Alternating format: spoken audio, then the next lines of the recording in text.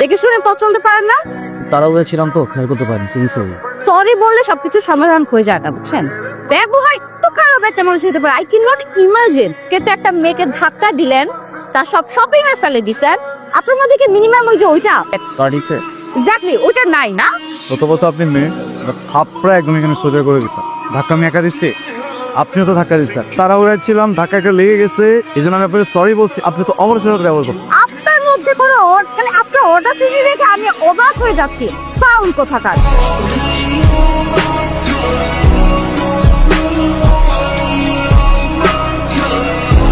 এই ছেলে, তুমি এখানে দাঁড়িয়ে বেয়াদের মতো সিগারেট টানছো কেন? আসসালামু আলাইকুম। ওয়ালাইকুম আসসালাম। আগে আমি যদি ভুল না করি, ছোটবেলা থেকে শুনে এসেছি সিগারেট টেনে টেনে খাওয়ার জিনিস। এটা বেয়াদবের মতো করে খাওয়া যায় নাকি? সরি, এটা তো আমি জানতাম না। চায়ের দোকানে তো আঙ্কেল চা সিগারেটই খাবো, তাই না? তোমার কথাবার্তা তো বেয়াদবের মতো।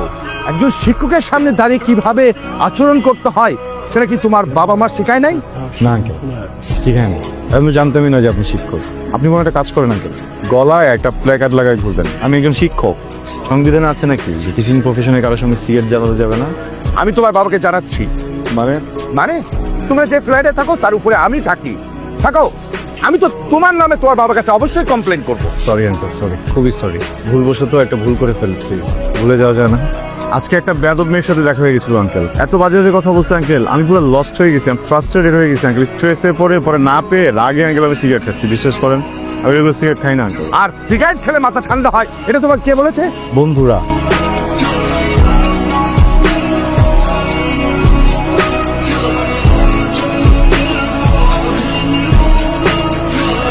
এই হ্যালো, হেই এক্সকিউজ মি, ডান। আপনার তো সাহস কম না, কি আমাকে ফলো করতে করতে বাসায় চলে আসছে আমার। আমি দেখেই বুঝতে পারছি যে আপনার একটা ঝামেলা আছে। আপনি কি প্রোটন? আমি যদি সহজ মস্তিষ্কে সহজ ভাষায় বলে আপনি আমাকে ফলো করতেছেন, উত্তর আছে কোনো? আপনার না ইমিডিয়েটলি একজন সাইকিয়াট্রিস্টের কাছে যাওয়া উচিত।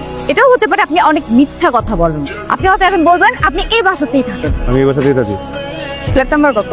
ফোন নাম্বার জিজ্ঞেস করলেন না, পছন্দের রং জিজ্ঞেস করলেন না, পছন্দের খাবার জিজ্ঞেস করলেন না, সোজা ফ্ল্যাট নাম্বার। এই আপনার চেহারাটা আয়নায় দেখেন, যে বাদরের মতো চেহারা, এই চেহারা দেখে কোনো মেয়ে, আমি তো দূরের কথা, ফোন নাম্বারও চাইবেন আপনার, ফ্ল্যাট নাম্বার তো দূরের কথা। একদম ঠিক কথা বলছেন, বাদরের মতো চেহারা না, বুঝছেন?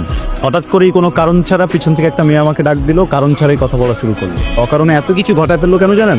কারণ সে কারণ ছাড়াই আমাকে পছন্দ করে। ভালো থাকবেন।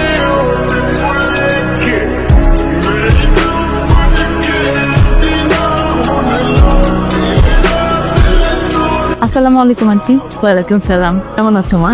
ভালো আছে, আপনি কেমন আছেন? ভালো। আসো আসো আসো। তোমার লেখাপড়া কেমন চলছে?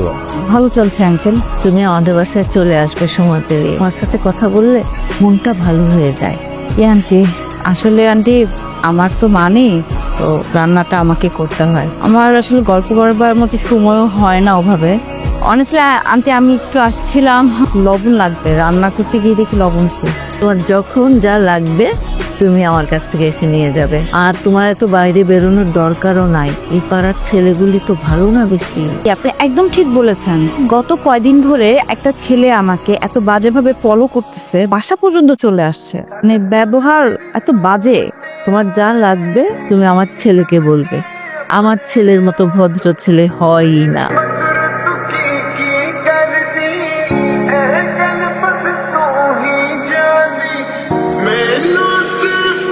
রুশো, তুমি কি এখানে ফোন ইনস্টল করার জন্য এসছো নাকি আমার সাথে কথা বলার জন্য আসছো? কথা বলতে এসছি। তাহলে ফোনটা রাখো, আমার সাথে একটু কথা বলো। বলো, এত আর্জেন্ট কেন ডাকছো? কি হয়েছে? তোমার সাথে আমার ইম্পর্টেন্ট কথা ছিল।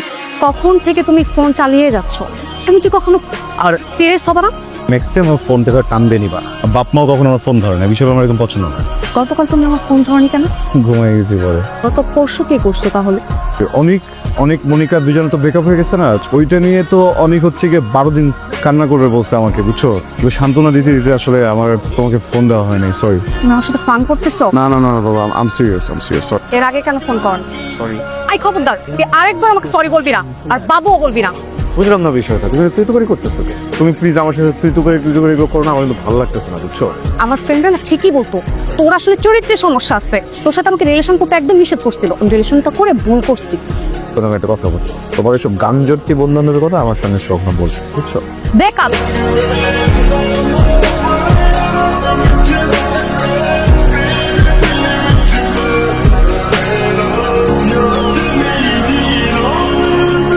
কোত্থেকে আসছো? আরে মামা বুঝোস নাই এক্সকিউজ মি, কি বললেন? ফাইজারি পাইছেন না? রাস্তায় একটা মেয়েকে একা পাইছেন আর খুব সাহস বেড়ে গেছে। এত সাহস কোথেকে আসে আপনাদের? হ্যাঁ, জুতা দিয়ে পিঠে একদম লম্বা করে ফেলবে এক একটারে, বুঝছেন? আরে চলো না চিপায় যাই। আরে পরে ফোন দিও, চলো চিপায় যাই। আরে চলো।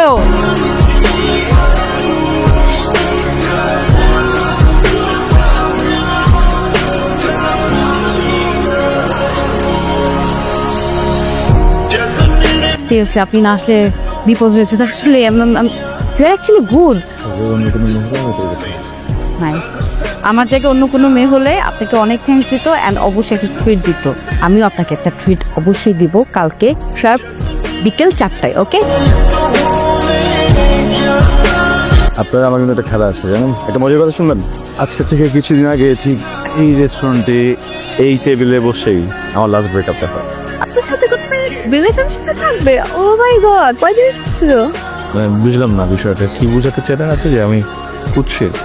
আজ পর্যন্ত যতগুলো প্রেম করেছি এর অর্ধেক পরিমাণ প্রপোজাল আপনি রকম তুই যে আপনার গার্লফ্রেন্ডগুলোর সাথে যে ব্রেকআপ হলো, এটা আমার জীবনের প্রতি 6 মাসের একটা নতুন জীবন যুদ্ধ। আমার কোনো প্রেমিকাই কেন যেন 6 মাসের বেশি আমাকে সহ্যই করতে পারেন।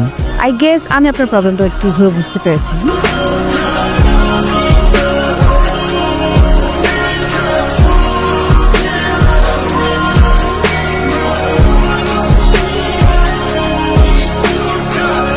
হ্যালো, কি করছেন? এই তো একটু পড়ছিলাম। আপু বলেন। কালকে কি করছেন? কালকে বেরোই। রাইসা, তুমি এত রাতে কার সাথে কথা বলছিলে? কই না তো, কার সাথে না। চুপ করো। সারাক্ষণ এই মোবাইলটা নিয়ে তুমি যে পথে হাঁটছো না, এইভাবে যদি তুমি চলতে থাকো আমি কিন্তু অতি দ্রুত তোমার বিয়ে দেওয়ার ব্যবস্থা করব। কথাটা যেন মনে থাকে। বসে পড়তে বসে।